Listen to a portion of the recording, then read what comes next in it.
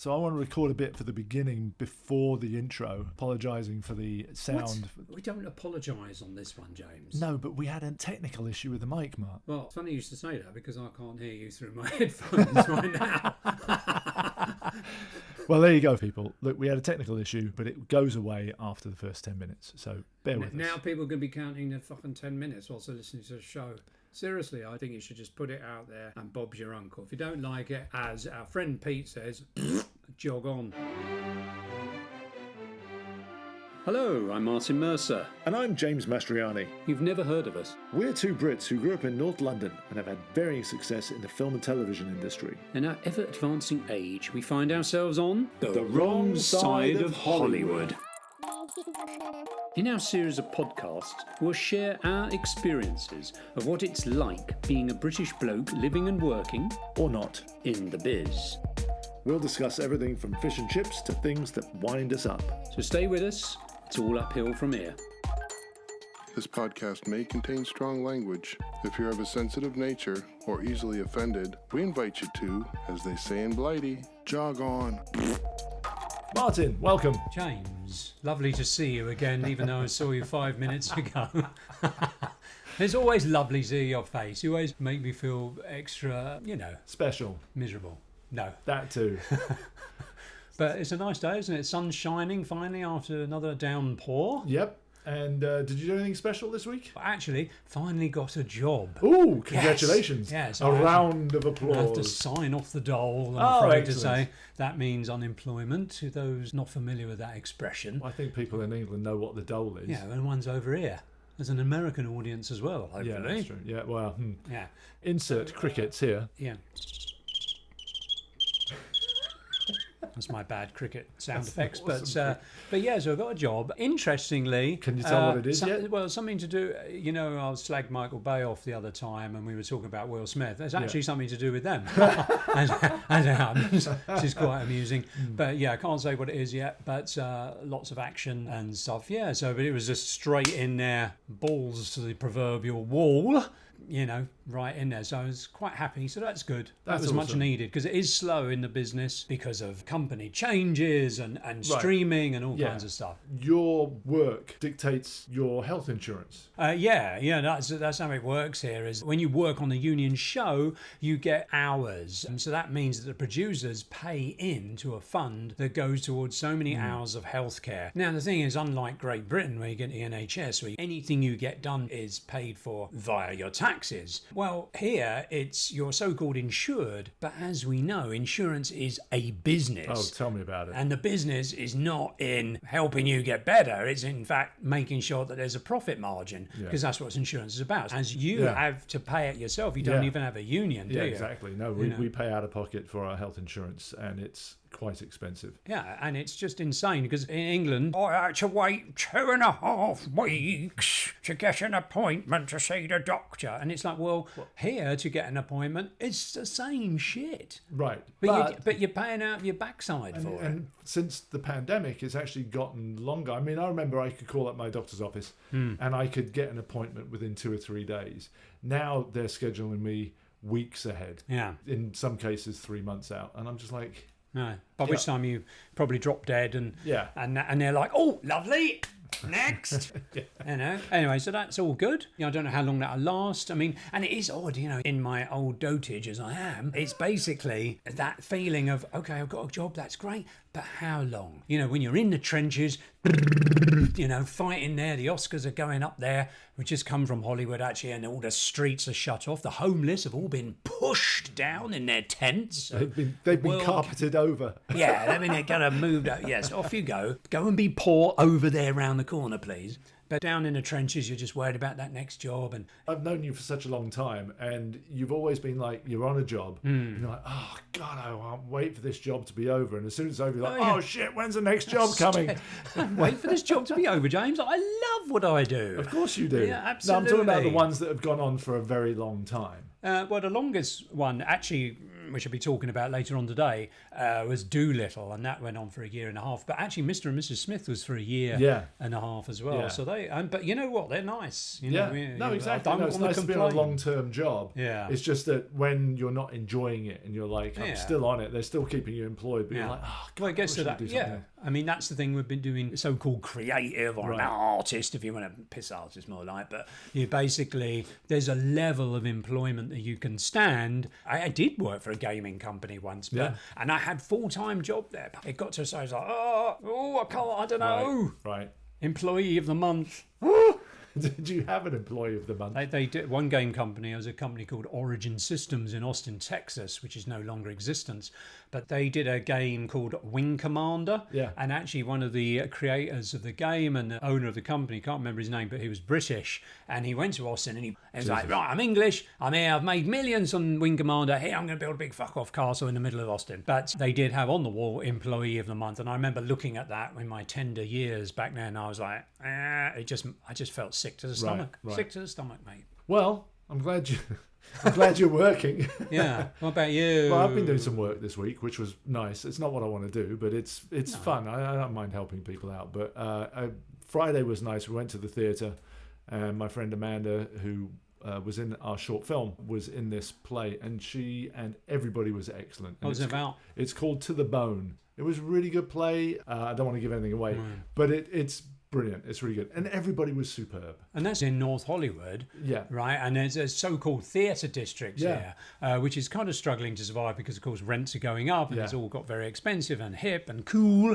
Yeah. Gentrified, I think, is the term. Yeah, well, I like a bit of gentrification if it gets rid of gangbangers and tagging, to be honest with you. Sure. But the thing is, there's a lot of theatre here, and that sounds quite cool. A bit of a plug there, James. You know what? Got a plug. I mean, anyway, we're not going to be talking about us today, are we? We're not. We have a special guest joining us. No, he's not that special, but he's special to us. No, he's a superb professional. It's all going to be about him and his journey to America and what it's like being in the trenches, working as a professional in the film and TV industry. All right, let's bring him in. Excellent. Well, good afternoon, Good James. afternoon. And good afternoon to our special guest, Heiko. Good afternoon. Good afternoon. Yeah, well, thanks for coming down into the trench, as it were, the North Hollywood Trench. Much appreciated. Yeah, absolutely. And it is your birthday today as well. Well, happy birthday. Happy birthday. Thank you. Would you like tea or coffee? I'll have a tea, please. Tea. So, Heiko, a very dear friend of mine, and of course, James has kind of tried to steal you as well, as he does do. Yeah, but he's behind in his friend payments. Yeah. So, no danger there as of now. Well, no, I was a bit perturbed when he invited... I was going to Martin, invite why you... do have this mug, by the way? He's got the wanker cup. So there you go. So we've got 3 grumblers in one room, which is going to be a bit of a laugh. Gonna be a grumble party. It's almost a joke, isn't it? A German and 2 Englishmen walk into a pub. So I want to know, how did you end up being in Los Angeles or Hollywood after growing up in Hamburg? Yeah. He was born. Yes, I know that. And you were an engineer for Lufthansa, right? Well, I was a mechanic, yeah. So how did that translate into storyboard? It's been a long journey, man. It's just not something I planned. It was just... Sorry to cut him. So you didn't have this, like you were a kid and you wanted to work in movies or anything like that? Not at all. Oh, fascinating. No, not at all. My father worked for Airbus Industries, so I grew up among planes. But, you know, I always doodled since I was little. I've been doodling around, and then obviously there was some sort of talent apparent. But I never really followed up on that. You know, at that point, my art teachers, they always said, oh, you have to go to art school. And the rebel that I am, I said, no, I won't. So I went to Lufthansa and became a mechanic for a while. Right. And that's so fun, isn't it? Because usually it would be like, Yeah. oh, you should be a mechanic, you should be a dentist, you should be a... And no, fuck you, I'm going to go to art school. And this... I went the other way. I wanted to check it out, and I did. And I did this like for 4 years. 4 years of that. 4 years, yeah. Right. Yeah. And then I went to drumroll place, law school. You went to law school? For 2 semesters. What? Yeah. I didn't know this. No, yeah, this is Oh fresh my news. God. Yeah, I went to law school for 2 semesters, and then I had enough of it. I was actually enrolled in marine biology too. Really? Seriously? Yeah. Oh my God. That was also an interest of mine, but I didn't want to leave Hamburg, so that would have meant that I would have had to go to Kiel. which is a city in Schleswig-Holstein, Hamburg. And I didn't want to leave Hamburg. Sorry, but no, you didn't want to leave Hamburg, so you a real love. It's a fantastic city. Right. It's an amazing city. And yet you find yourself here. I know. Once you sort of like figure out what you're good at and what you want to do, and also you get complacent. I mean, many times I've asked myself why I'm not living in Hamburg. Yeah. It's a beautiful city. And I applied to art school in Hamburg, and they didn't want me. Really? Yeah. They didn't take you fucking in. No, they didn't take me. Well, wow. This is a revelation, given that your art is just amazing. Oh, thank you very much. Yeah, what I love about your art as a fellow professional, so-called, is your speed, your figurative grace, your sense of drama, and your sense of cinema. Those are the things that I've just first hit me in waves. Keep going. I know. I did say this podcast is a no took us lacking zone, but roll your tongue back up. Yeah, I know. But no, seriously, mate. I mean, it's just it's a combination of all the things I've done. Because an artist is like the sum of all the experiences that they have. Right. That's why if you give a scene to 2 storyboard artists, you will not get the same drawings. Yeah. You will not get the same sequence. I mean, you will recognize what it's about and you will be able to follow the story, but the way it's posed and executed will always be different. Give the same quarter page to 4 board artists, you will get 4 different results. Yeah. which is what they do. But as you say, that is something that came much later on. So how did this coalesce? I did go to Boston just to take a year off. I spent a year there, and then I applied to art school in Providence. Mm-hmm. Rhode Island School of Design. So I did end up there, but there was at no point was my goal to be in movies at that time. That still hadn't come up yet. Although I have to say, I had a phase when I was a teenager. I was looking at movies like Ghostbusters. That really changed the way I looked at movies. That movie in particular. It's about the original Ghostbusters. Ghostbusters '84. Yeah. That one particularly interesting. That one particular, I can even tell you the scene that changed my understanding of cinema, even though I wasn't really into movies as such, and want to work in movies as such. But I do remember that very scene, and it's a scene where Stanson and Zedmore in the Ecto, and they're talking about the Bible, the implications of what happens, and then it cuts to a helicopter shot of the Ecto driving across the Manhattan Bridge at twilight, and it pulls away. And it just opens up the whole vista of New York. And that image sort of like changed my way I look at movies. Wow. That particular one. That's amazing. From that shot, the sense of cinema really struck you. Struck me, I mean, I had seen cinematic movies on the screen, but that particular scene clicked without me even knowing it at the time. But when I look back at it, that sort of like seared in my memory. Yeah. So how did seeing that part of the movie get you to where you are today? I don't know. It just happened. It just sort of happened. I sort of like... Well, you were at RISD, right? I was at RISD, but at the time I went there for illustration because I still couldn't figure out what it was I really wanted to do with art. And I figured if I take illustration, that'd be a wide range. It goes all the way from graphic design to painting. And I acquire the most skills for my buck. Yeah. Then I discovered animation at RISD. Ah, I see. When I was, I think it was on a junior. There's a program at RISD where it's called Winter Session. It's 6 weeks between the semesters. Okay. Where they encourage you to go to other departments and take classes outside of your... specialty or whatever that would be. Major. Yeah. Right. And I took an animation class. And again, I've seen animated movies before, but had no interest in doing that. So I did that, and the first thing we had to do was a walk cycle. Right. And this was still, not digital. Right. Shoot it on an old Oxford Rostra camera? Rostrum cameras. Yeah. I'm going to tuck into one of this part because I'm gagging. Sorry. Yeah, but let's hear the rest of this story, Heiko. Yeah. So I did that, and you have to shoot it on film. Yeah. You have to pack it all up, and then you have to send it off for dailies. Yeah. And it comes back a week later, and I saw my walk cycle. I'm like, holy fuck, the thing's moving. Yeah. Right. So a bit of magic there. I was completely blown away. I just, did something that looks lifelike and it's walking. Right. And that changed my whole career. And you went, this is what I want to do. That's what I want to do. Wow. Yeah. With a focus on animation. Animation, I just wanted to do animation at that point. There were a couple other things I did for that. I spent so much time actually at the animation video department that I didn't even have enough credits to graduate from the illustration department. They gave it to me anyway. They recognized my enthusiasm and all that. I had to go into the dean's office and have a talk about my credits. And he didn't tell you that you were too enthusiastic. No. Why? That was from a previous podcast. Oh, right. What happened to me? Oh, that me. You do the... Enough about me. This is your show. No. Yeah, isn't that bizarre? Very bitter about it. Yeah, I can imagine. That's just shite, mate. Yeah, but it's all right. But that's interesting because, and by the way, these pastries all come from Whole Foods. Okay. No expense spared, mate. Oh, well, thank you very much. No. I did bring stuff. Did you bring German stuff? I did. Oh, awesome! Oh, we've got to discuss. Take your trip into my childhood. Yeah. Gonna torture you. I mean, I couldn't decide what to bring, so I brought all of it. So. Oh, wow. Okay. Yeah. Oh. It's your birthday and you're bringing the treats. Okay. No problem. What have you got in the bag then? Yeah, well, let me finish the story. So then the question was, where am I going to go with that? Am I going to go to New York, San Francisco, or the obvious place, L.A., right? Which I didn't want to go to. Right. Oh, so you did not want to come out? wasn't for those reasons, or for different reasons. Just because everybody went to L.A., and I always wanted to do something that people didn't do. Right, don't follow the crowd. Don't follow the crowd kind of thing, In retrospect, it might have been nice if I had followed the crowd at that point. Yeah. So I moved to San Francisco and sort of interesting. Around, so there was a whole bunch of little boutique. When you say boutique, are these the ones that are circling like ILM or what's that big animation company where the bloke kept touching somebody's thighs? Pixar. Pixar.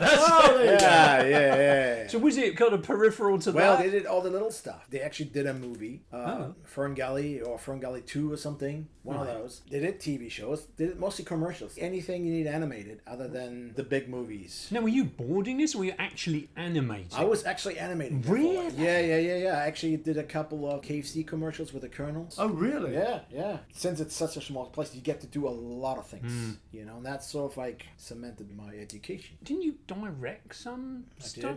I did. So directed some animation, I did. Which is quite interesting, isn't it? How, in live action to direct is such a grind and a journey, and, you're lucky if you get that. But it seems animation, you can, if you're competent, you can be given a show to direct. Yeah, sure. The thing was at the time, and you mentioned Pixar, and that which was of course computer animated. I didn't want to do computer animation at the time. There was a time where I had to make a choice. Like, do I want to do this? But I wanted to keep drawing, kind of like old school kind of guy. Yeah. So maybe I should have made the jump. Who knows? But I didn't want to. You're in the right place, mate. Yeah, I didn't want to do it at the time. But the thing was that everything died out in the early 2000s. Yeah. Like San Francisco was dead. So I came to LA thinking that I could continue animation, but hand-drawn animation was also dead because nobody was doing it. It was for TV, it was farmed out, and last year we were at Disney, you didn't get to do it.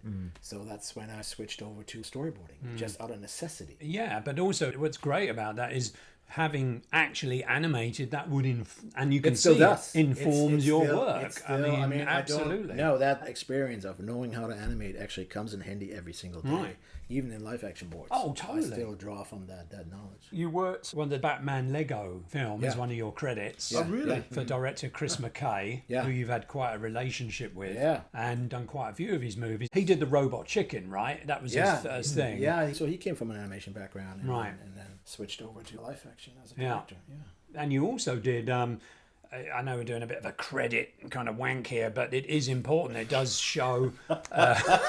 It does show that you've got your chops, and you did. I directed on a show on Nickelodeon. No, you did that before the Lego movies. Oh yeah. Oh, okay. Yeah, because I worked quite a bit in animated TV. Right. So I worked at Nickelodeon, and then I went to Disney. Right. I also did some directing on Mickey Mouse shorts. So your world and James's world kind of meet because James did quite a bit of animation. I did stuff, anime, didn't you? so we took Japanese shows. Right, so you take off the Mation. Yeah.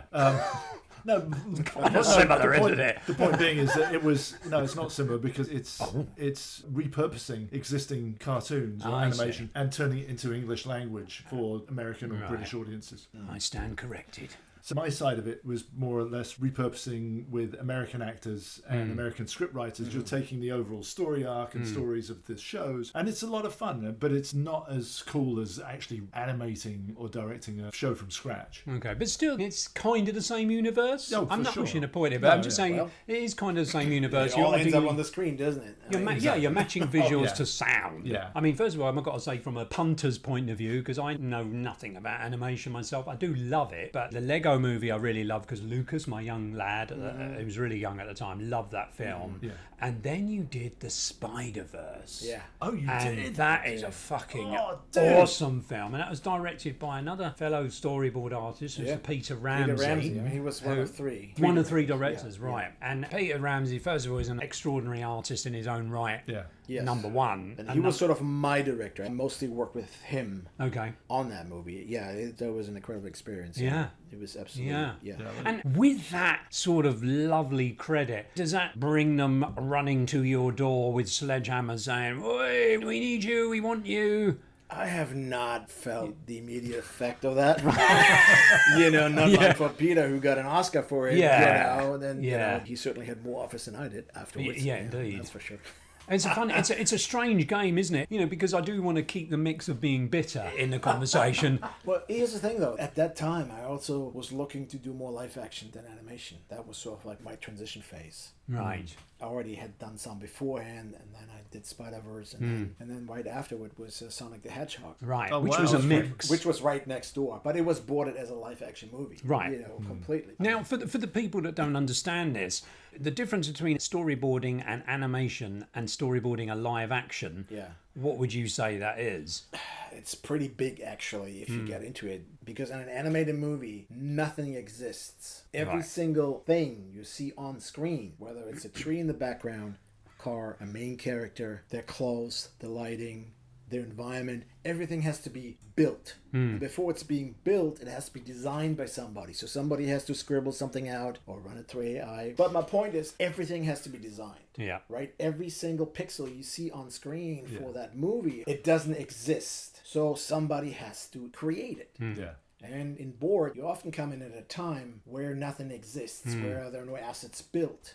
So everything is in flux. And I think, first of all, you spend more time in an animated movie than you do in a live action movie because you have to build all these things. It just takes a lot longer. And you're much more involved in the story process than you usually are in a live action movie. It's like there's this distinction between story artist and storyboard artist. Right. Because when I first met you, it was all about that, wasn't it? Story artist. Yeah. I don't think anybody exactly knows how to define it properly. It's one of those things that every studio sort of like has a different idea what it means, but usually you are more involved in the story process in an animated movie. Right. Like you have a story team, all the board artists sit around in the story team, and I've had it many times where we had pages and they said forget those, come up with a whole sequence. That's got to be frustrating, though. No, because that's your job. And the thing is, you don't get the writing credit. That's maybe the frustrating. Right. But actually given the opportunity to come up with something completely from scratch is pretty cool. That is cool. And I think it's frustrating when you're not doing animation and you're just doing live action. In the olden days, or it's always been, here's your script. Okay, take that script and place it pictorially, basically. Sure. And so there's less frames drawn. Yeah. If you do a guy jumping over a roof, you can cover it in 3 frames as opposed to... Well, the thing is that in the olden days, that was how animation worked too, because they basically figured out the story in the boards. Yeah. And then they gave it to the layout department. Right. Which doesn't exist anymore. Oh, interesting. To a degree, it still does in the computer. But back then, you would draw the boards, and then somebody else would design the background. Yeah. Oh, they would design the background to your motion of the character. Well, to the rough board. Right. It's a continuation of that story process and a refinement of that, if that makes sense. Okay. But today, as an animation board artist, you are expected to basically animate the whole thing. Right. I mean, that sheer number of panels you have to draw as an animation board artist these days is pretty insane. Yeah, it just sounds painful. Yeah. Sounds So, I bad. mean, I can show you my animatics. Yeah. Which is your pictures timed out. Yeah. And it creates a little movie. Well, I don't know if anybody who's listening knows what an animatic is. But well, it's almost like you've made the film, but it's almost with like you made the pictures, film. basically. Yeah, even for computer-generated movies, you almost have an animated 2D board, which I don't understand because why would you do this before you do the I think it's animation? because I think boards have I've always felt this, and this is a kind of a point of contention between drawn storyboards, animatics, and then you previs. And I always felt that storyboards, as we discussed this before, about having a soul and a life. And I think it brings a soul and a life to it. And then you move into the computer realm. Already you're separating the artist using a mechanical mean, a mouse or a stylus. And so it's pixelated. I see what you mean. And you may have a point there. I just don't think you have to put in every blink. Right. Oh, no, absolutely. But that's where it's at. Yeah. You know, that's what they expect you to do. I mean, there's like hair flutter and blinks. And I'm like, okay, whatever. So how did you guys meet? Well... Well, you kind of were a bit suspicious because Heiko, I don't think, quite knew who I was. I had no idea who you were. Not that I'm anybody, but... Who's this bloke? I had no idea. I just knew that I liked what he did. We met on Doolittle. Yes. Yeah. We were at Universal on the lot. It's some old... Horrible it was like building. full of asbestos. I think they tore it down by now. I think our job there was the last one. They just held out. The wrecking ball was already sitting outside. They were just... When are these guys done with this? Smooth. There was notices everywhere, wasn't it? You know, don't fucking breathe because you'll die. Asbestos. Yeah. If you're in the bathroom, hold your breath. Yeah. Please. Well, you want to do that anyway. Especially when the studio execs went in there. Seriously, the loudest, longest fart I've ever heard. I wanted to applaud. But that's where we met. And then the thing was that I was sitting with some board artists that were hired afterwards. And I think Martin was... I was hired by Visual Effects. Right. Yeah. You were hired by Chris, We were hired by Chris, the director, who came in to do the reshoots, for Doolittle. So we were sitting on different ends of the asbestos trap. But... I found myself always walking over there and peeking over his shoulder because I was just like, that's really good. I like what he does. You felt somebody, your presence over your shoulder. No. Don't copy me. Well, no, the funny thing... What are you doing now? No fear of that. What are you doing now? Well, no, the funny thing was because we were in a situation where the script was completely... You know, they took it apart, shredded it. It was a real Frankenstein job. And so Chris came in to stitch it all together and he had these great artists helping him do that. So it was a lot of story work, which I'd not done much of. And so I was with the visual effects guys and the visual effects were basically trying to make it work before they got the new director. Right. And so we were doing lots of fill and stuff and little animatics. And then we all met with the writers downstairs where they had the good pastries. And when you look at people, are they a producer? They look like a producer. You know, that guy looks like a... And so I looked... I got rock band. Are you in the band? That's what I get a lot. That's what I get a lot. I never get, are you a producer? That never worked for me. I don't get asked that either. But it's like, you wonder who. And then I think you came and very kindly introduced yourself. And yeah, it was a little bit selfish too because I was still looking at live action board artists. Right. You know, of course I looked them up. I always look up who I'm working with. Right. So I know that hack. Yeah. So I knew what Martin did, and I went in there to learn some stuff, and I was really impressed with what he did. And then you guys ended up working in London together. We did, yeah. Yeah, that was brilliant because the other guys, I think, really wanted to go to London, but they'd asked me because being from London, it was easier from a visa point of view. Yeah, and same with me because... You know, at the time before part of Brexit. Pre-Brexit. We do not support Brexit. No, we don't. Yeah, well, fucking dreadful. I don't either because now I can't work there anymore. At that point, I was still. Yeah. I was you know, because of my German passport, I was still able to work there. Yeah. Well, it might be coming back. It was a do me a Once favour. the Scottish leave. Yeah. Nicola Sturgeon, but she's gone now, bless her. That's my terrible Scottish accent. That was almost German Scottish. I know, it's terrible. Ah. I've been doing everything but not doing a German accent. I'm not going to do it. Oh, sorry. It gets worse. Do it now. Do it now. That's Arnold's fucking sport. Anyway, I know. That's Austrian. Anyway, but we. Oh, it was great to have him because he could translate. Right. Yes. Fantastic. That's right. I speak German and English. But what sort of things would you have to translate for Heiko? People talking. You would think it's the same language, but it's not. Yes. It was a bit like... You have no idea. I mean, you know. Well, it's like Californian and English. Well, no, it's worse than that. Yeah, I mean, there's all right, mate. I mean, there's like 20 different versions of English in London, you know, and you guys have idioms that I don't understand. Yeah, right. So, no, there were times when I'm like, hey, Martin, translation? Literally. It's brilliant. Shepperton sausage? What does that mean? Well, that was true. It was like the introduction of the local culinary offerings in the famous Shepperton Studio Canteen, yeah. What was I the mean, you got to Shepperton remember, the sausage? Shepperton Studios, you know, they did Aliens there, they did... Oh, it was brilliant. just- I mean, yeah, we did it's it. an old studio. As a fan, I was like, I'm at Shepperton. The great thing about Heiko, and I think most of us who work at this level in the film industry, we're fans. Yeah. And even though, you know, huge. Heiko, you came to it late, but you're still a fan. And the fact that you Well, went... you know, I mean, I was a movie fan before, Right. you know, I dabbled in Right. live action. But the thing is that even in animation, I always had a sense of cinema, so the transition for me wasn't very hard from a film language point of view. But at Shepperton, where they shot The Omen, the opening sequence, you took the photos from the same angles. Yeah. and So I stuff, do right? this thing where when I know that I'm on a certain location of a movie I like, I take a screen grab. Right. And then I go to that location and I recreate Oh, it. nice. And then I put them on Instagram, whatever, and, Yeah. and put them next to each other. And I did that Universal, like with the Psycho House. Yes. And then he told me, he's like, well, the Omen was shot over at the old house, right? It's called the old house. Yes, I think Ridley Scott's office is in there. Funny enough. Oh, I didn't see the book when I was in there. Yeah. Because the Omen was like 76, I want to Oh, say. yeah, 76, yeah. And we were in 2019. Yeah. And you look at the pictures, And it's they're identical. the same. Yeah, nothing's changed. Like, well, there's like you know, they put, I'm sorry. Sounds like Jaws. Well, do you have a cat? it wasn't my belly, that was my Omen. Wow. What's the bloke who, the actor? Oh, Gregory Yeah, Peck. Gregory Peck, thank Yeah. you very much. Yeah. So he's... Gregory Peck. like where his bench was, there is now a radiator. Yes. Yeah. It's like the biggest change I could Yeah. detect. No, so it has that history, and we were wondering. We saw H stage, which is the biggest stage, and they had that's where they did where the Alien- Nostromo. They built on Nostromo from Alien, the spacecraft. But also the one where I think the C one where we shot, they also Yeah. they had a set. in That's that. right. And it was so funny, actually, because now there's all health and safety. Back when I was working in Britain, we were tooling around at night on the Batman set. You could do what you fucking wanted, basically. It's ridiculous. They had two little Welsh guards at the front, and that was it. There's lovely. Hello.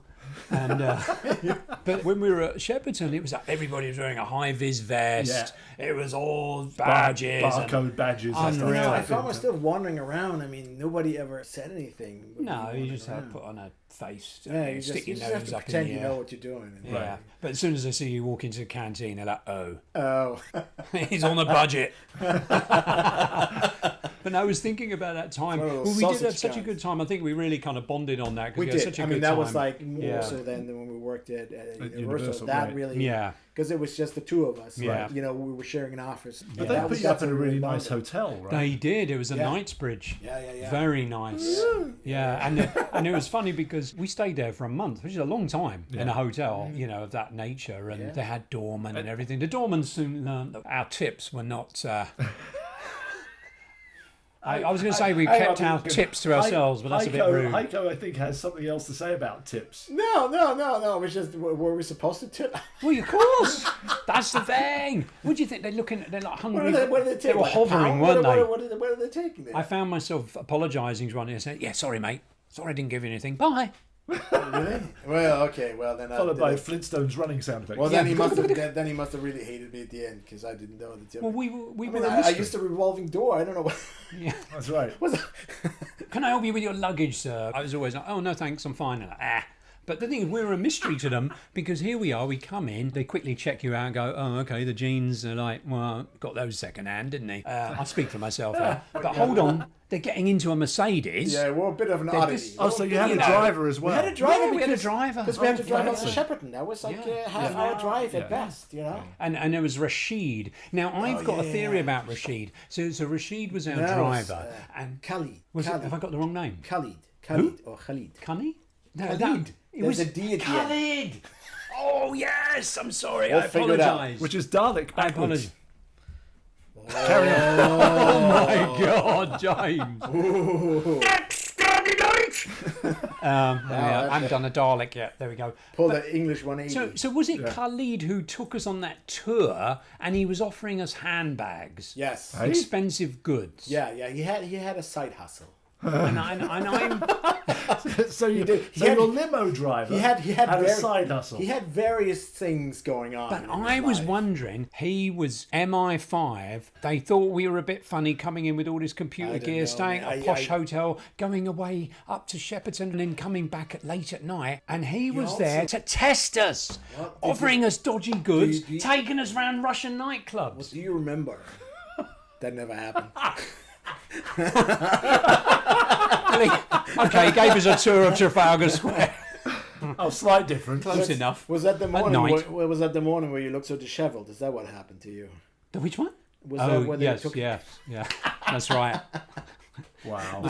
No, but he had. Oh, yes! Do you remember his knuckle? Yes! He had punched somebody, and his knuckle had receded into the hand. What? I kid you not. Yeah. And he How had many to look times up by a have you punched doctor and said, someone? "This, as long as it doesn't bother you, it's fine." I literally had one of his. I don't know which one it was, but the knuckle had receded into the hand. He punched him that hard. Yeah. That's just Crazy. yeah. No, But otherwise, he was a nice guy. I mean, you know. no, he was. He was lovely. But I did wonder if he was an MI5 operative. No, I just, you know, I mean, obviously there What's was. he, Heiko? You know what? Let me. Oh, Heiko's break brought out some this. goods, some German goods. 9. Are these from Germany? Yeah. Well, Like I to got give them up. locally. There's an excellent German deli. They have a lot of meat products. Sausage and The Germans do like meat, don't they? Yes. We do like Because I'm vegan. Right. I heard about your definition of vegan. Yeah. Yeah. I'm fully aware of your definition of vegan. Okay, we'll go with that. Vegan Yeah. on the ridiculous. No, but Jesus. yeah, it's continental sausage in Glendale. Yes. You know I about drove that, past it and I thought Yeah. I should tell my sister-in-law about this because she's German, You should, because it's excellent. even though she lives in England. Now, Sorry, it's a bit of a journey. For... the original proprietor is no longer there, but he left all his recipes Oh wow. to the people who bought the place. Okay. And they're continuing the tradition. It's really good. So this is continental sausage in Glendale. Continental sausage. Yeah. Yes, on San Fernando and Glendale. Yeah, I have driven past it, Yeah, but yeah, not yeah. ventured in yet. So They're doing yeah. prawn gerbils there. Oh, sorry. now? Don't mention the war. I mentioned it once, and I think I got away with it. So, okay, let's Let check me- out let these me- German let me- goods. So it is meat-based, though. Well, some of it. Okay. Some of it isn't. I mean, I brought a cooler, as you can see. Wow, look at that. This looks like some sort of I really I million-dollar brain I- type of thing. I couldn't decide what to torture you guys with, Oh. so I brought everything. It's the Ark of the Covenant. Have a light effect in there. Put a little LED in there. All right, so here's breakfast. What That, is let me. that? Let me. Oh, okay. This is Herring. pickled herring. Bismarck style. Now, herring, being, of Jewish persuasion, You of like Jewish that? persuasion, my dad, bless him, loved pickled herring on buttered toast. Because the thing about James, that have you is had that? this is a very popular German snack when you go out, like a street snack. Okay. It is lovely. And it's called Fischbrötchen, which, the German rolls, Yes. which are not those crappy dinner Roll rolls. you get. mops? No. Roll mops is another type of fish. Oh, okay. Roll mops, yes. But I'm talking about the German bread rolls, which Oh, okay. are unique to Germany because I've never seen them anywhere else. They're kind of crispy on the outside and like fluffy on the inside. Right. Okay. And you can basically eat them all day long Right. because it's just bread. So what you do is you either get them at a restaurant or like a food truck type Okay. thing. Oh, okay. But Roach they- coach, usually as they they, call they it. sell them out of a caravan. Yeah. Like a trailer kind of thing. Yeah. You go to a supermarket and then there's this fish guy Next in front door. of it. Yeah. And he will sell you fish on bread. Oh wow. Okay. Oh, okay. And But it's clean there in Germany, And isn't it comes in all kinds of roll mops is one version. Yeah. Of this. Bismarck herring is another, and they have a wide variety of that. Right. But Should we sink the Bismarck? Shall I just kill his mic? I could just kill his mic. Heiko. So we've got, so we've got the cancel him. Bismarck Please do. herring. No, Well- James, you're going to have this because you. Oh no, I will. What is that? Oh, this is meat salad. Meat oh, salad. But it in looks a- like now. It does, but it's actually meat. And then you heard of this? Mittervaz. Vitamalz. How do you can switch it around? Mittervaz. What is that? It's the English apprehension to read anything German. Yeah, That's I know. what it is. So this is like a malt beer, but there's no beer in it. So it's Can you describe it a bit because it's it has a malt. It's like a malt flavored soda. Okay. Oh my god. All right, I mean, Wow. When you pour it, it looks like a Guinness. Oh, okay. It has that sort So of it's like, quite healthy. I like to read the ingredients on these things whilst you're digging around in your And then pot. I did bring a sausage. A wiener? It's in bloody German. I can't read. What do you expect? Hello? Hello, McFly. I know. I can try. Hold on. Wie mit schmeckt und Effekten. Anyway, yeah. Dude, seriously, I love this because this is what I do love about LA. Now, we love to grumble about this place and slag it off. But the stuff you can get here food-wise is amazing, right? Yeah, because I tell you, James, to find this in London... I mean, it might be slightly off. Right. You know, it might not be exact. Disney-esque? Yeah, maybe. But you do get the variety. Right. Yeah, that's for sure. And the thing is, Heiko, whilst you're pouring that kind of suspicious-looking beverage... Look at that. Doesn't it look like beer? That's the whole point. It makes really a head. Yeah. When I came to America, it was all like, oh, hey, you're English. Oh, do you go to the pub? Do you like football? So did you get that kind of thing? The Queen? Have you met the Queen? Only my mate James. But have you... No, I usually get, you're German, get out. Did you get any of that? Did you get any of the bit of the old Second World War and all that kind of stuff? And, what was it like being German coming to America? I got that more in Italy than I got here. Really? Wow. But that's a whole nother Mussolini story. Oh. Yeah. But anyway, no, I think New England is a bit different than the rest of America. You know, it's sort of like America Light because it does still have an English flair, especially if you're in Boston. Yeah. Nah, I never got any of that. No. Okay. You know, my English was always pretty good. I know you guys think I have an accent. It's very good, Heiko. Yeah, I have to say. I'm you know, it's my second language. But I did work on it before I came here. Right. While I was living in Hamburg, I used to go to the main train station because that's where you would get the American Mad magazine. Okay. It's the only place. I would have to like take 5 buses and 2 trains to get there. Right. And I was saved up my money to get the American slang words. So basically your English was self-taught. It's not like you could take English at school or anything Well, like I that? did take it in school, Right. you know, but I think most of what...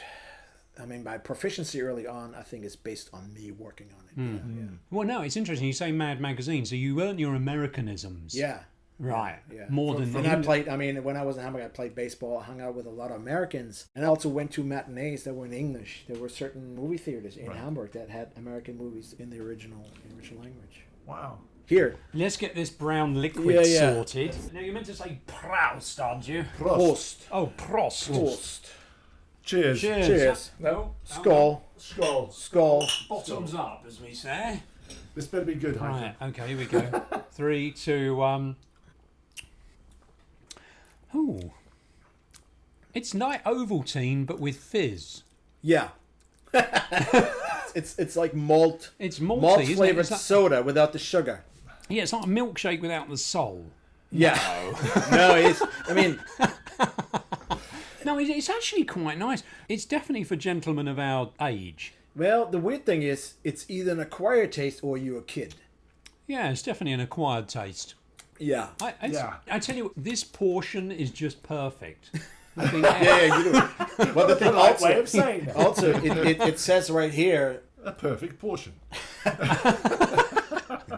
perfekte Portion. It says right here, it's best when it's ice cold, and that's actually true. If it comes right out of the fridge, Right. Or with The ice. thing is, I can imagine you making an ice lolly out of this. But it does remind me of a beer, I have to say. It does, yeah. There's no alcohol. Also in looks, because if you pour the whole thing, especially you got it in glass bottles when I was little, and it looked like a beer bottle. It literally looked like a beer bottle. Do you know what this would be good as? Ice cream float. Oh, yes. Yeah. I think this is good ice cream float material. Yeah. The fact that it comes out of a can that looks like it's an oil can is sort of, neither here nor there. Right. I think German kind of No, design... because when you got it in the bottle, and you poured it, worrying. and it actually made a head, and it looked exactly like a Guinness, you know, because it had this thick head. Yeah. And So it was how do you pronounce that? Vita Malz. Vita Malz. Vitamals. Vita Malz. Well, Malz is malt, obviously, Yeah. and Vita, I guess, is life. Life. Life in a can. Yeah! Perfect! To life. To life! To life. I already drank mine. Yeah, you know what? I drank it. Yeah, I do Yeah. too. James doesn't like foreign food. I'm impressed. He Oh, I got actually- more. Oh, I'm looking forward to it. Now, the thing is, James, I think for the Bismarck... Bismarck. Did you bring the bread? Oh, you got sausage. So this is what James you... likes sausage, don't you, James? When you're a kid, or when I grew up, I don't know if they still do this, but I often, when I went to shopping with my mom, she would like push me around in the cart, and to shut me up, she would just get a wiener. Oh my God! I'm glad you can't see what I've just said. Yeah, that's just like... That's X certificate, mate. Get a mouthful of that. I'm not going to put my lips where your lips you're not. have You're been. going to tear it off. I'm going to tear it off. Right. Oh my God, this reminds... Oh, I can't... There you go. Okay, I've broken off some of Heiko's sausage. These are fully cooked. Right.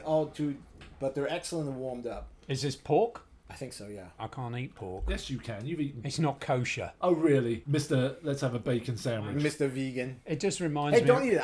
I'm eating it. No, I'm going to have a bite. You brought this food all the way from wherever you live, Glendale. which is a mystery.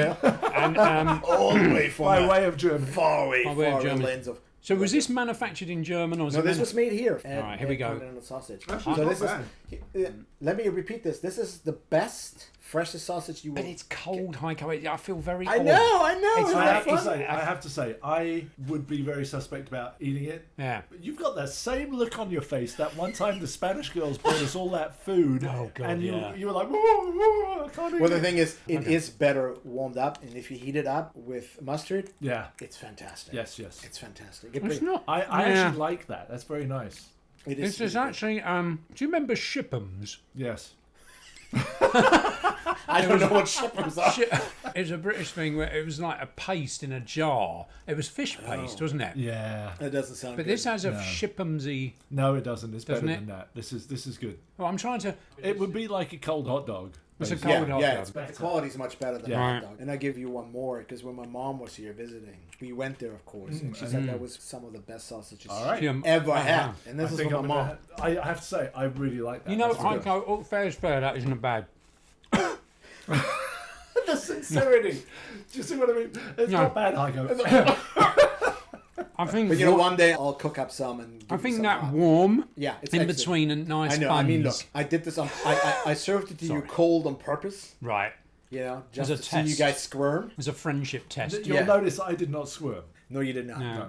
Well, now I've got my eyes on that fucking Bismarck because it's a really good memory. But James, I think we should have some toast with it. Yeah, have some toast. Well, okay, I'll put some toast on. Unfortunately, I've only got sourdough or I've got cardboard bread. let me think. Is it Cardboard, sourdough. Yeah, you sourdough. Cardboard, Yeah. I think we'll have to go with sourdough. Sourdough. All right, I'm going to step away from the mic. Heiko's just taken a sniff of his Bismarck. Oh. It's just like, Yeah, that's not a euphemism. yeah. I really just sniffed my Bismarck. To describe it for our few listeners, It's pickled herring. so it's herring that's been sliced. It's been Yeah. prepared in Yeah, I a, don't in even a know if they pickle. cook it. I don't know if they just. It's not. It's preserved, isn't it? Yeah, it's preserved it's in a the bit like cured. sauerkraut. Well, actually, I think it's cooked. Actually. Is it? Yeah, No. because look, No. the texture. It's white. I don't think you can get just out of. Oh, I don't. Now that's a good question. Is it cooked or is it preserved? But You either probably- way, it's really good. So I don't care. How? No. But it's sweet, isn't it? And It's a bit- when I first had that, you didn't expect that sweetness from it. Right. I have to say, I never tried this particular brand. Okay. This is actually a Polish brand. Oh. So, So we'll here's see. a question with regards to the toast. Yeah. Do we put butter on it? I don't. But that's. Oh, you must. Well, I won't do it No, for okay, we Heiko. should do it the German way. Well, yeah. Okay, no butter. Well, here's the thing. Usually they serve that on a piece of bread. Put on the bread is a piece of lettuce, Gotcha. Oh. I don't have fish any on of that, and then some onions on top, and that's basically all you get. And then you just revel in the actual flavor Yeah. of the fish. So the question is then, should I just warm up the toast or should I actually make toast? Oh, you should make the toast. Okay, it's toasting. That's a personal choice. I don't eat much butter on Right. thing. Ever since The Last of Us, he's worried about wheat and cordyceps. Well, I'm glad you said I don't cordyceps get this that. time, Mark. Yeah. Yeah. I don't know. I've seen the show. I'm not quite sure. You're not a like, fan. I don't quite Come on, get it. episode 2 and 3. Come on. I don't quite get it. But you know, that's a different episode. I want to. I have to say, I really do think episode 2 and 3 were absolutely I'm really fantastic. curious Have you what seen the storyboards on that? Because they are. I'm really curious what you guys think about this. Oh, I've had that. Oh, I've not had that. So what I'm holding up is What's it called, Heiko? the company's called Niederegger, and they make marzipan. Okay. That's what they're famous for, right? So now this particular one is like a nougat marzipan walnut confection. Oh, okay. So it's quite chewy. No, opposite. It's actually quite creamy. Oh, In a okay. way. I thought you didn't like cream. I got No, it's chastised for bringing you cream buns once. It's not. I've liquid, not forgotten. It's not liquid cream. Okay. Oh, okay. He doesn't It's- like liquid cream. No. So Niederegger is famous for the marzipan. Okay. Okay, it's from a town of Lübeck. You heard of Lübeck? Yeah, sounds, No. sounds familiar. But explain it to Martin. Well, it's a town just northeast of Hamburg on the Baltic Sea. Since 1806, they're manufacturing marzipan in the same spot. Wow. And that particular date is the date marzipan was released to the public. Okay. Before that, it was actually a food reserved for kings Really? and nobility. Interesting. And normal people were not allowed to eat the marzipan. Interesting. In 1806, that went away. What happened? I'm not sure. Why was it suddenly released? Yeah, I'm not sure actually. About Release that. the marzipan. That's actually a good question. I do not okay. know. But in 1806, marzipan factories sprang up all over Europe because now it was allowed to do so. Right. Well, Niederegg is one of the few that still make the stuff in the original place since 1806. Now, when I went to Germany many years ago, Right. especially coming from Britain back in the 70s, it was pre-common market. We were tragically behind. But you could see these beautiful miniature sweets in the shape of fruits and vegetables. Yeah. And they were marzipan. They still make those. They make specialty things where they make sculptures for, foreign Incredible. dignitaries and all kinds of stuff. Yeah, they still make that. Yeah. And they have like millions of flavors by now. Right. And I say, coming from Britain, we didn't have that. We do use marzipan in our icing. No, it's a layer of icing on top of the cake. Right. So it's cake, marzipan, and then icing over the top. Yeah. And icing being the really thick. The proper icing, not the rubbish you get here. They also make a cake, the Niederegg and marzipan cake, which is a specialty that I always try to have when I'm going back. Right. It reminds me of a Battenberg. Do you remember a Battenberg? No. Battenberg is made by Mr. Kipling. Mr. Battenberg. Wait a minute. So it's actually like a spongy layer cake. It has, yes. So it's like there's like a sponge cream. There's a bit of jam in there, and then the top layer is marzipan. Gotcha. So it's like pure marzipan on top, and it's fantastic. Well, I'm curious to try this Bismarck. Yeah, go for it. Come on, Go let's for it. get that. Yeah. Now, James has never tried it before, so you're not really a fish person, though, are you, James? I actually do like fish. You do like fish. There you go. You might want to cut it. Why don't you? What, do you not have a pair of scissors, James? That's how I cut my fish. Yeah. Oh. Wait, no, you see, that's a perfect Now, size. let me No, slice that. that's a perfect You're gonna size. have that? Yeah. Oh my God, mate. Because look at that. That's He likes it. Look at his shirt. It says, I do my own stunts. I know. He needs a trawler for that portion. Is that okay to eat all of that? Go for it. Do you want to have half of that? No, I'll have half of that. I brought it for You're going to you. start a fish war with that portion. Okay. I know what it tastes like. I'm just curious what you think. Yeah, those pieces are rather big. Thank you. It's like a whole fish. Okay, here we go, ladies and gentlemen. Ooh, this is small. I'll take this one. Oh, yeah. Oh, that's lovely. So, you rolled it up into a sandwich? Yeah. Yeah. He's not wasting your time. No, exactly. All right, here we go. Now, this isn't as sweet. It's not as sweet as the ones in Britain. Because we don't like our teeth there, do we? Very nice. We have like a little more often. I know, Heiko, you've done outrageous. Well, I thought it would stump you guys, but apparently, you've been eating everything. No, I love the texture of the toast. And then you got the fish. And the fish is, it's fishy, but it's sweet. I tell you what, mate, with a bit of butter, it's even more. But my doctor said no. Yeah, the old cholesterol, 126, lads. 126. Yeah. You high? I mean, it's not as high as it could be, but it's not as low as it should be. All right.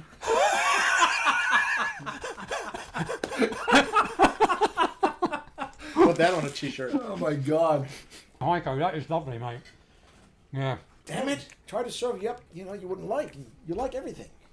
What's fascinating is I would never have bought that in a million years. Sure. But now you brought that, I'm like, that's actually pretty damn good. It's actually pretty damn good, right? It's a good snack food as well, because that's the thing. I don't know about southern Germany, but certainly in northern Germany, when you get closer to the coast, this is a very popular street food. Right. There's a currywurst, and then there's a Fischbrötchen. curry what? Currywurst. You never heard of currywurst? Sausage curry, baby. Yeah. Oh, okay. Yeah. Do you make this?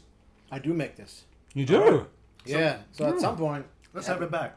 Yeah. What are you doing next week? Part 2. Yeah. Yeah. He's back. I'm happy to do this for you. That was really good. Thank you. Yeah, for that. mate. Yeah, that was lovely. Thank you. Oh, yeah. Considering you didn't want it. Well, no, I that didn't was the want the other one. That was the sausage. sausage. The sausage gave me the collywobbles, but everything else was fine. Even the oil can beverage. So you notice that I went with a British theme. I laid out all my movie t-shirts today to see what movie t-shirt I should wear. Yes. And you went with Judge Dredd. Now, with Dredd. Now, Heiko's wearing Dredd, which I think is the best iteration of the 2000 AD comic I agree. I've ever fucking seen. I agree. Now, this is respect to the artist who worked on the original film, the Carol Coe one, because actually one of the guys who worked on that first one, Robbie Konzing, is an amazing storyboard artist. So I feel a bit bad. Cheers, Robbie. Cheers, Robbie. But this movie, it's fucking awesome, isn't it? Yeah. So for people who don't know, Judge Dredd, British comic, first published in 2000 AD. Yes. Which was sort of like a collection of different weekly comic strips, right? Yeah, it was. Like it was Road Trooper and it was all future based. Yeah, and brilliant artwork. I mean, all these were fantastic. Spanish artist. The guy who came up with Dredd was Spanish and African. Yeah, I can't remember his name, unfortunately. So please, when you do your fact check segment, please mention his name. He's freaking brilliant. Well, I'll tell you what, when I went back to the UK just recently, I've got my collection of 2000 AD, and they're paper. Yeah, it was like right, newspaper. Right. You know, 10p. My exposure to this is when it was a reprint in more comic book format. Yeah. And I don't think I've ever had one of those original. The funny thing is their stories, especially in the Judge Dredd story. You remember they had the one about the Emperor? It was Caligula, basically. And they had Trial by TV. And this was years before. First of all, it's brilliant social commentary. Yeah. I mean, they tore everything down. Absolutely. And then it always amazed me was all the little jokes that you have to read it twice because you miss all the little side swipes at society or the names of these mega blocks. You know, what was it? Well, even using credits. Right. The eye in the sky, like the surveillance, like the drone surveillance. Yeah. Right. When the first movie came out, wasn't that Sylvester Stallone? Sylvester Stallone, yeah. But after that, I was like, and I wasn't. Yeah, I haven't seen the redo. James, you've got to do it. The 2012 movie. It's fucking awesome. Yeah, with Carl Urban. Yeah. It's fantastic. Well, I like him anyway. He's brilliant. He's brilliant. Yeah. And the budget was low, and the design is the production design is. You know, it has so many. Made in Africa, wasn't it? Yeah, South Africa. South Johannesburg. Africa. Yeah, it was the backdrop of it. They didn't do much to it. No. Yeah. Johannesburg, no? Johannesburg, yeah. Anyway, it's a brilliant interpretation of the comic book. It's the closest I've ever seen, certainly closer than the other movie. Okay. And he never takes his helmet off, which is brilliant. It makes you wonder if Carl Urban is in that film, if that's him, or he's just providing. No, it's him. I mean, obviously, it's not him when it's a stunt person, right? Because you do see his face. I mean, so it's from there. Because the Dredd helmet, it's open from the mouth down, so you do see his face. Okay, all right, because it's like the Guy Fawkes movie, V for Vendetta. Come on, James. Sorry, I'm not with it. But yeah, he's got that mask on the whole time. The thing that blew me away about that movie, I don't know if they changed the mask subtly to get different emotions out. No, they did not. That would have been brilliant, though. It's just lighting. It's what you do. Right. you imagine the expression. That's the beauty of a mask. Different emotions into this.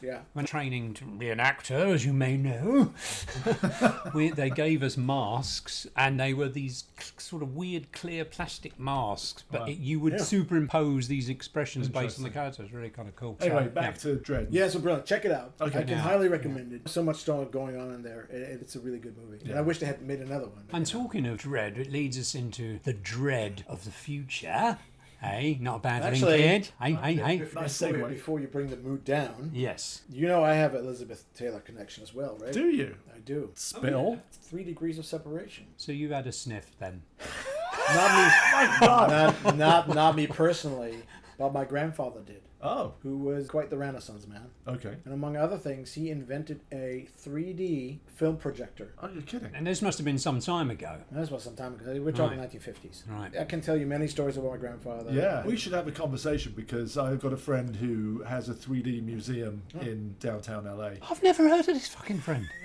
Jesus Christ. I'll tell you another time. Anyway, it'd be good to talk to him about it because he did all the 3D renderings for the Simpsons 3D movie that they did and all that kind of stuff. It's totally his bag, so be a good person to talk to. Eric Kurland, everybody. Well, that particular system did not require 3D glasses. I do have the patent drawings at home. Oh, wow. Part of it was like a rotating lens. Okay. System. It had 9 lenses, and he hand polished those lenses for the prototype. Wow. I don't even know how you do this because this is just insane. So he handmade that, and the system, again, I'm not quite sure how it works. It had some mirrors in it, and it was supposed to imitate a 3D expression of the film without glasses. Right, okay. And he actually wrote a letter to Mike Todd, who was one of Elizabeth Taylor's husbands. Yes. Who was a producer, and he was really into film projection and theater technology. And the guy wrote back. Okay. And he was interested, because my grandfather had sent him drawings. Right. Explained the system. And there was a real interest by Mike Todd to check that out. Wow. And he was going to come over to Europe and talk to my grandfather about it. Did he?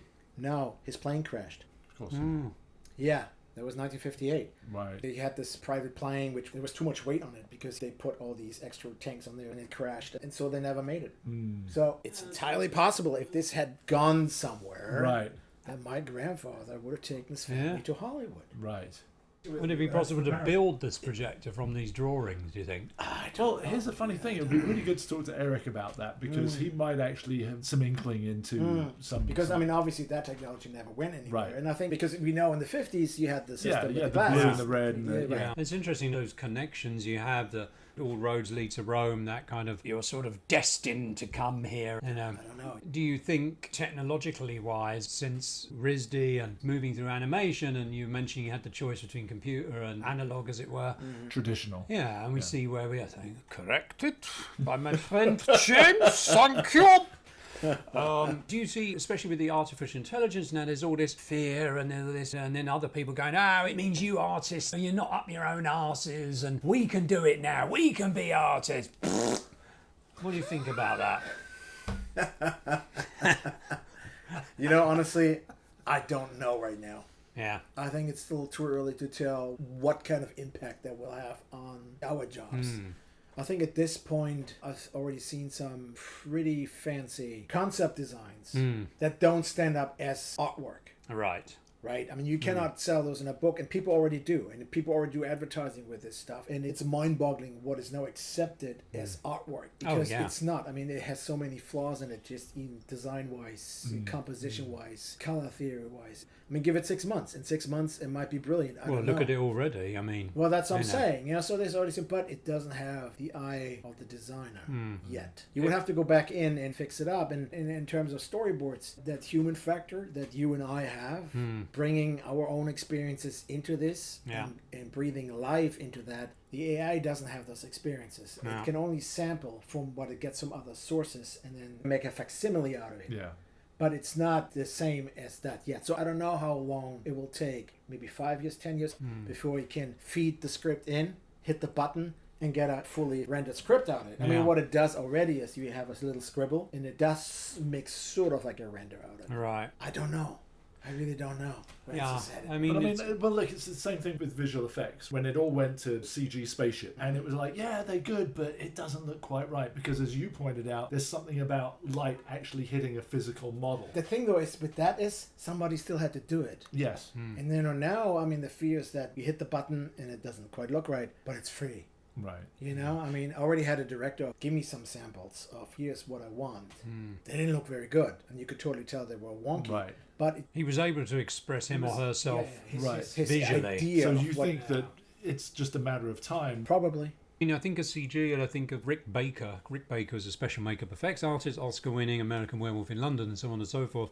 And he was like, well, you know, CG, at least I'll never be able to do hair. Well, of course, CG can do hair very well now. I mean, you look at Paddington. I love the Paddington movies. It looks fantastic. Okay, may I interject? Yes. Paddington 2 is the movie of the century. It totally is. It's Can I just say that? Yes. Yeah, I'm on board, mate. It's a Citizen Kane for the 21st century. It's I'm just saying it. It's funny because I actually watched Paddington 2 Wait, hold on. first. Sorry, Heiko's put away his fucking you want that salad too? that we haven't had. Oh, you want that? Very crafty. I'm just James. trying to keep it fresh here. Sorry, mate. You got to watch these people. that is untested salad. What's just happened for our listeners is Heiko's just put away one of the items that he's brought over, and Martin's called him out on it, and Heiko's brought it back out. I'm just trying to keep it fresh. So, but I saw Paddington 2 first because I was like, oh God, really? Paddington? They made a live action.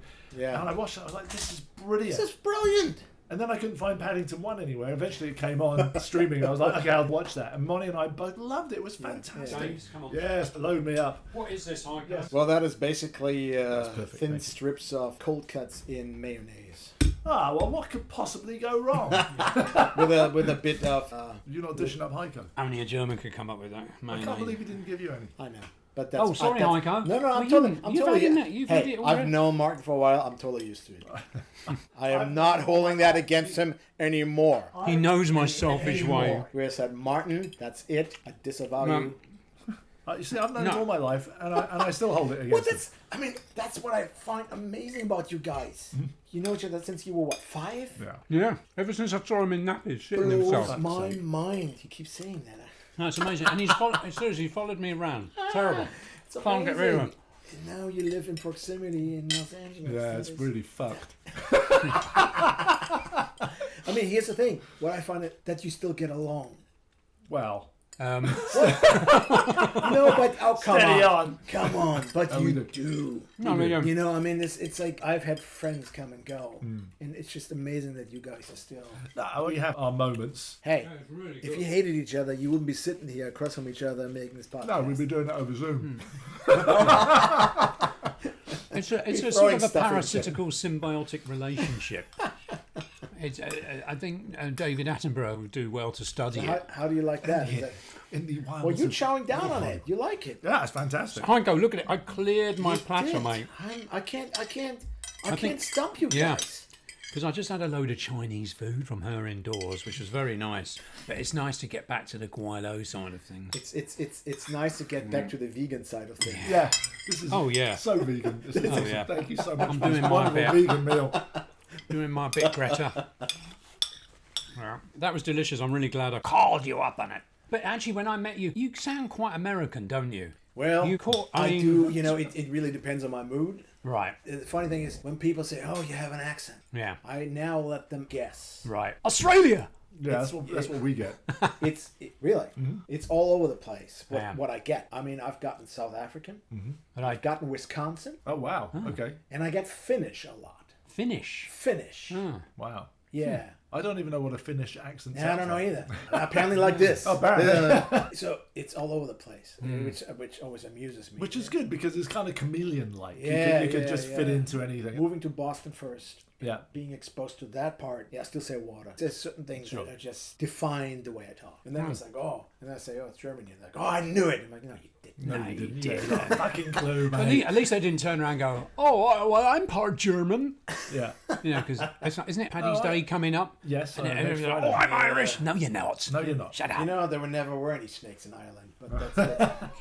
There were not. There never. And St. Patrick actually was Welsh. Was he? Oh, really? Do you know who founded Dublin? No. The Vikings. Oh. Makes sense. Talking of Vikings, did you see that film, Northman? Northman. Yeah. I'm a huge fan of Robert Eggers. And after watching The Witch and I quite like that. Oh, The Witch is fantastic. And The Lighthouse. I haven't watched any of that. Lighthouse? You like it? No. I loved it. Sorry. But a number of things about the Northman, but maybe my expectations were too high. I don't know. There was a number of things that I didn't quite. When I saw Nicole Kidman and she did her role, and I was just like, nah. It doesn't fit. But so anyway. What are you working on now? Can you spill the beans or? Yeah, Ghostbusters. Excellent. Coming full circle. Yeah, there we go. Woohoo! I mean, obviously, I'm a that huge was a Ghostbusters. I mean, that was, like I said, that was one of those movies that defined my understanding of cinema. And to this day, I think it's one of the most brilliant comedies out there. And it's funny you say that because a dear friend of mine, Mary Claypool, actually worked on the first Ghostbusters. She worked for Boss Films, and I want to get her in. Yeah. I think you may have met her at one of our Christmas parties. Okay. Boss Films did the visual effects for the first Ghostbusters. And she, I believe they had a creature shop as I well. met Richard Edlund once. Fantastic. Yeah, so this is the sequel to Afterlife. Excellent. I did like Afterlife. I did too, excellent. yeah. And that is shooting in United Kingdom, right? Yes. Pretending it's New York. Yes. Yeah. Well, the sets are being built there. Right. So the interiors? The interiors. So they're building the firehouse right now. I just want to touch on that a little bit because it is a tax credit issue as well. Yeah. Not to go on that film particularly, but it is interesting how films like World War Z were shot in Scotland, in Glasgow. Because Glasgow's laid out on a grid. Right. And that's what blew me away because all that behind the scenes stuff, everything. Cars, dump trucks, street signs was all brought in. If you remember the Batgirl movie, that was filmed in Glasgow. Yeah. They had all the American hydrants they had to install. Yeah.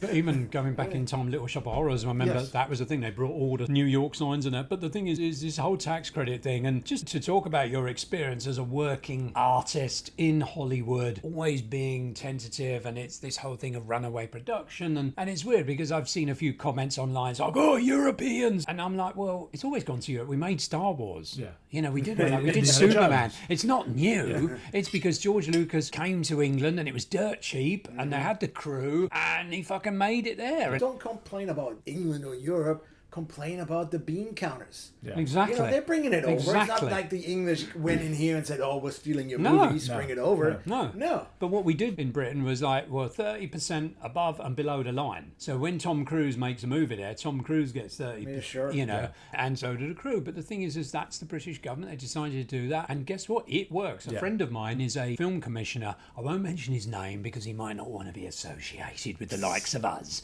It's me and James, by the way.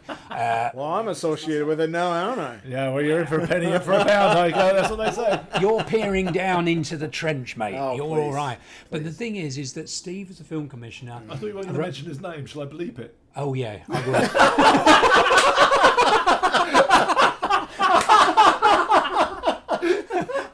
Him that shall not be named, that just was, is a film commissioner. And he did a study on tax incentives. And it basically worked out that for every dollar given as a tax incentive, $9 was actually returned through hotels, car rentals, construction, tools, equipment, and so on and so forth. But that does affect us, doesn't it, Heiko? Sure. It does affect us on the employment side of things. And there you are, you're working on a movie, and it's being shot in Britain. And it's Ghostbusters. You know, I mean, it's so strange. I think if Brexit hadn't happened, I would actually be there right now. Oh, you totally would. Yeah, absolutely. No doubt. Yeah. Which you would have loved to have done, you know? Yeah.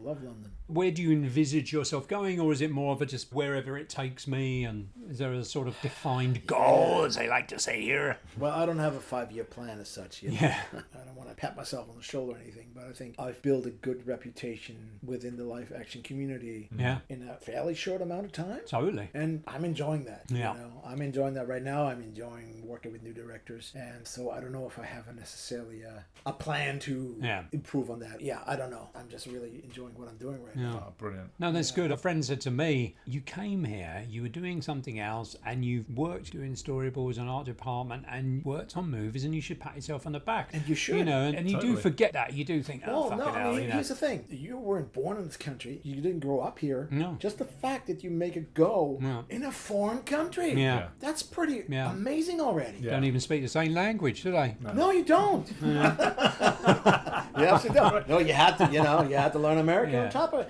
No, kidding. But, no, pat yourselves on the shoulder. I mean, just being expats and living in a different country, it's an accomplishment. Well, it is. And it's weird because years ago when I got into TV as a network executive, I was 27 years old. And I said to Martin, I think I peaked when I was 27. Because it's never been the same since. Right. But Martin, like yourself, just keep riding this wave upwards. I certainly wouldn't have had the work without mates. I think. Well, that's the thing. Mates, That's the thing. friends. Here's you know, when people ask me, what do I need to do? And the number one thing I keep telling them is you have to build your network. Yeah. That is your most important resource. Everything else is secondary. Yeah. You can sit your butt down a week and learn Blender. Right. Or do whatever you need to do. Which I haven't done. Me neither. But that's a different story. But building that network, getting to those people who can make the decision. It's nice that you have friends in certain positions, but you know, you gotta build your network. And that's the most important thing to get anywhere. If you don't know anybody, it's never gonna happen. Yeah, my dad used to say no man is an island, and that friends are very important. I mean, I always feel bad that I can't. I mean, I have helped you out quite a lot, actually. You know, I mean, my jobs come from references. Yes. Like from recommendations. But it's always the people you worked with previously on Not necessarily. No? No. Or somebody's recommended you to somebody else, right? Yeah. So, But not necessarily people I work with, but people who are aware of my work. And because you get a lot of people called you saying, oh, your name was given me by somebody else on such and such a show. A lot of cases. Sure, And And if then it wasn't other times somebody else has said, I'm working on this and we're looking for another border or something, and like, can you come on? And you're like, yeah, I'm available, I mean, very rarely does somebody contact me through my website. And what is the address of your website? HEIKOVOND.com. HeikoVonD.com. All right. You heard that, folks? Look him up. Oh my God. Yeah. Do it now. I'm worried about James sometimes. He thinks he's on 1930s radio. Marzipan time. Hold on a second. This says nougat with walnuts. Walnut. Walnuts. Willis. It should be read like this. Nougat with walnuts.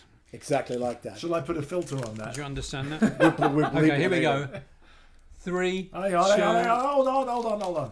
All right. See, Heiko wasn't ready either. 3, 2, 1. Oh, Oh, yeah. Oh yeah. Half a pound of that wrapped, please. Oh. That's awesome. the chocolate Easy. is quite soft. It's buttery. Yeah.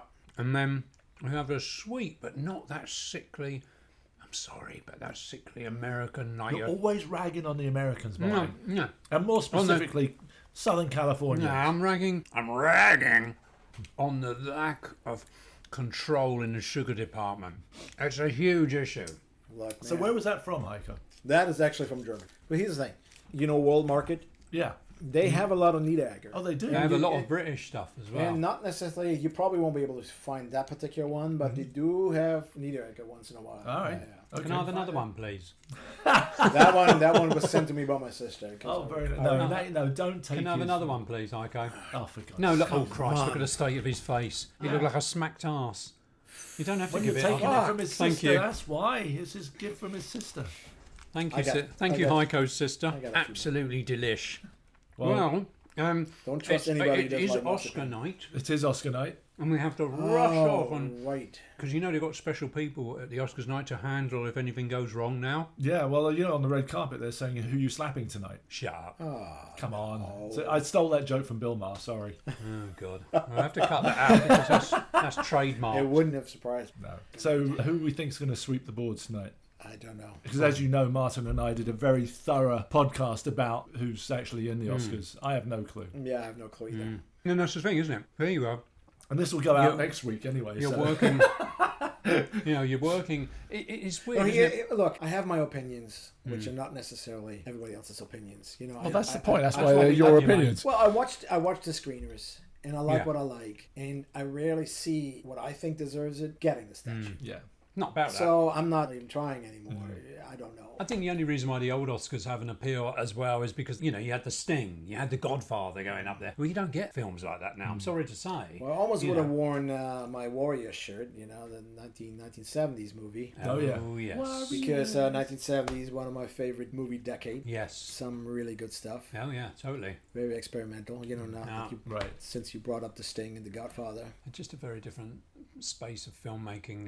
Well, it's a That's lot of interesting. freedom. You know, I Yeah. don't think they didn't have the chokehold of the studio as such. Well, I don't know. Did you see The Offer about the making of... I have not seen that. That is fascinating. Okay. It Making kind of The Godfather. The making of The Godfather. And it's told from the producer's standpoint. Right. Who's played by somebody. Oh. Anyway... Memory fail. It's superb, and it kind of negates just what you just said about That's then correct. because there's just so many people That's just then corrected. trying to tell him to do it this way and that Yeah, way, and yeah, him yeah. just That is struggling. true, Well, the isn't thing it? about the Single- 70s, though, is that there was more freedom in experimentation. Yes. Because some movies just have really strange endings that really shouldn't be like Vanishing Point. Just, I mean, spoilers. Yeah. He dies at the end. You know, Right. but that is sort of like the storytelling that was allowed back then. Yeah. It didn't have to have a happy ending. Right. It was Well, that open was to the- interpretation. That was the success of the that motorcycle The, film with Doodah in it. And what's his name? Yeah. But Yeah. Easy Rider. Yeah, that's right. I'm glad you're on the ball, Michael. Right. No, Yeah, but Easy Rider. That made a ton of money. Yeah. It was made for like stupid money. Yeah. And it made a ton of money, and the studio heads were like, okay. And then you had CX15236 whatever. THX 1138. That's the one. Yeah. So here's an interesting thing, though, because I was talking to my sister-in-law the other day, and she said that she had just rewatched The Notebook, and she said for some inexplicable reason they changed the ending. Is that about the people who got Alzheimer's? Yes. Oh. And in the original movie, they die in each other's arms. Right. Spoilers. But in this version, it was on Netflix the other day, it sees them hugging each other, and then the camera pans out the window, and you hear the birds chirping, and that's the end of the movie. And it's like, they kind of left it open. You Yeah. kind of figured that's what's going to happen. But the whole point of The Notebook was, it's such a tearjerker, you see them die in their arms. Sounding so American, James. I'm trying to listen to what you're saying. It's disturbing me. It's bringing up my sausage. Steady on, mate. You only had a tiny piece of it. No, I know. You only It's had got the to be tip. something else. Netflix, I do like a lot of their stuff. The Maid, which I really enjoyed, which I mentioned before, based on a true story. But some of their stuff, yeah, they really do kind of change it. But why would you take a movie that's existed for 10 years and change the ending? I mean, is this part of trying to make things more palatable for more audiences? I mean, come on, it's like changing Star Wars. Yeah, well, it's not like you don't have enough offerings beside that. If that was the only movie you were trying to sell, that might be one theory, but that's weird. That's what's happening now, like isn't it? Was it billed as a director's cut of some sort? No, but there was a point a couple of years back when the religious right was changing the outcomes of movies to make it more family friendly. We don't do politics. Well, we do just now. So the point is, you don't change the fucking movie. The movie is the movie. Yeah, which kind of frustrates me that we've never been able to see the original Star Wars cut. Well, I've got it. When they first did the DVD. Yeah, but since then. You mean on the cinema? Yeah, when it was called screen. Star Wars as opposed to A New Hope. after the special edition came out, you could no longer watch the original. Well, you can. I've got a DVD with the original. I know you do. I know, and there's the 2005 version has some of it, but it's bad quality. You never got to enjoy the way it came out in 1977. Right. Since then, you can't. Yeah. No. And it frustrates me, especially since it was George Lucas who then went before Congress. Yes, and said that we must preserve these movies. The movies as they are. Yeah. But the interesting thing about Star Wars, which brings up, going to Netflix and modern filmmaking, is its sparity is what makes it so beautiful. Yeah. It's Lawrence of Arabia composition, because that's all they fucking had. That's all they had, They had a skeleton. That was it. All the props they made. Yeah. They're in that shot. That's it. Yeah. And because of that... And the next thing, they just turned things around. Yeah. Right. Shot it again. And whereas now, I love the Mandalorian series. I really do enjoy that. But they'll never capture that Star Wars originality, I'm afraid. Well, here's the thing. I mean, the original was sort of like the hero of the journey. It was based on that. It wasn't just... And now it's just peripheral cowboy stories. But that's what was so good about the original Mandalorian. It's a Western. Okay. Well, I haven't seen it, so... it's good. It works. It works really well. It's a Western, but now, I mean, season 3, I'm enjoying it, but they're kind of going down this weird path. Was it you sent me the video the other day of Harry Potter is basically Star Wars? No. It's really hilarious because you're like, wait a moment. That's just really strange because it really is. Well, because there's only 7 stories, right? Yeah. I mean, even working on this film I'm working on at the moment, there's a scene and it's in the air. I'm in my head, I'm like, I've seen this so many times before. Sure. And it's just like, it's really difficult. Because I remember watching James Bond as a kid, and that was the only film out of all the films available you see amazing stunts, fantastic locations, huge sets. Well, now every film has that. Car stunt upon car stunt. To say we're in this realm of just everything's just over the top. Yeah. Everything, everywhere, all at once. Yeah. Yeah. There you go, James. All right, gentlemen. Well, you got somewhere to go? Yeah, we've hit 2 hours. Oh, James has got a lot of work. This might take me a month. Yeah. I don't know what you're going to cut out, the food stuff or the movie stuff. No, we don't cut anything out. We just condense all the ums and ahs. Thank you so much, Heiko, you're very welcome. for coming down into the trenches. Oh, please, stop it. I'll tell you what, I'll stop saying I resemble that remark if you stop saying sniffing in trenches. No, because it is about being in the trenches. That's enough. I'm going to cut that out. If you look at the basis of this podcast, is about from the trenches. May I say something about that? And that's it. Go on then, Heiko. That's enough. No, but this is... Heiko didn't want to come because he didn't want to be stained. Well, no, it's not that. It's just, look, most industries... You have a multitude of people who do their job well. And most of people working in movies, you never hear about. Yeah. But they're the craftsmen that keep that machinery rolling. Yeah. But all very good. Yes, but that is the humor of this. Yeah, I totally understand. I totally understand. I don't want you to put yourself down because you're a brilliant storyboard artist. I know. It's very I learned a lot from you. Oh, thank you. And I did. And I don't take that lightly, but in the realm of the podcast, this personality I have now is different than the way I present myself at work. I understand. And James's personality I understand. I understand. It is what it is. But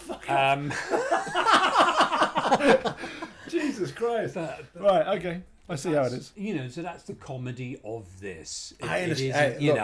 It also does speak for being an artist and always being self-aware and always worried and fearful and concerned. You know what I mean? So that's where the humour of it. Well, yeah, I mean, there's no denying that we're in the freelance business. Yeah. So it's different. You're always hustling. You are. It's tiring. You always have to look where the next job's coming from. There's no denying. Yeah. And it's strenuous at times, for sure.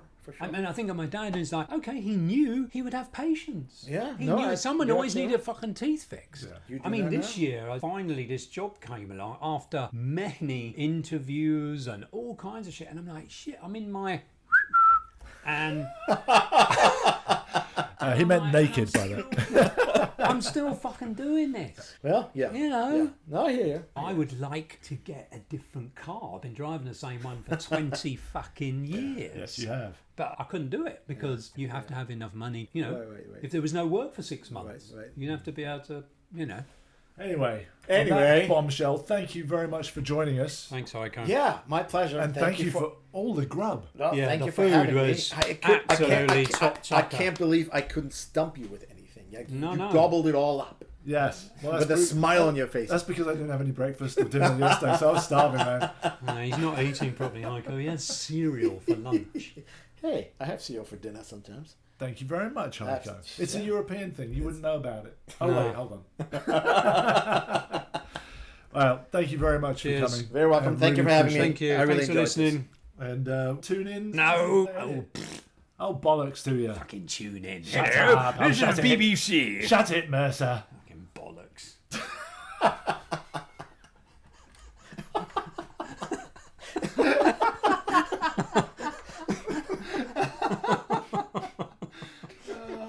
Before we go, we bring you our Fact check! Fact check! Fact check! Fact check segment. Here with the benefit of hindsight, And editing. we can own up to our mistakes. Martin, it's not Oxford roster camera, it is Oxbury rostrum camera. Oh, I see. Thank you. Oh, groping at Pixar was known as the Lasseter. Speaking of Pixar, Fern Gully was actually a 20th Century Fox production. Ooh, that's a Heiko correction. Regarding Bismarck herring, oh, you know what? I just fancy a slice on toast right now. Raw herring is first cured and then pickled, James. Interesting. The dread artist we sadly couldn't remember the name of was the exceptional Carlos Esquerra.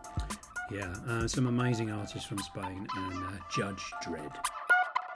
Your friend Eric Kurland's museum is called 3D Space. Ah, yes.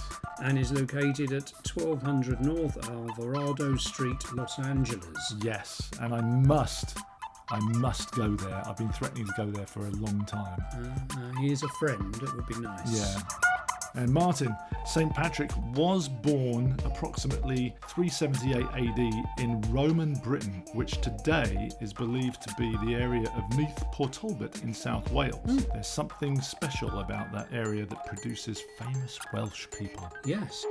The actor you sadly failed to recall the name of was Miles Teller, who played the Godfather producer Albert Ruddy in The Offer on Paramount Plus, James. Yes, absolutely. All right, thanks. Cheers. See you later. Bye.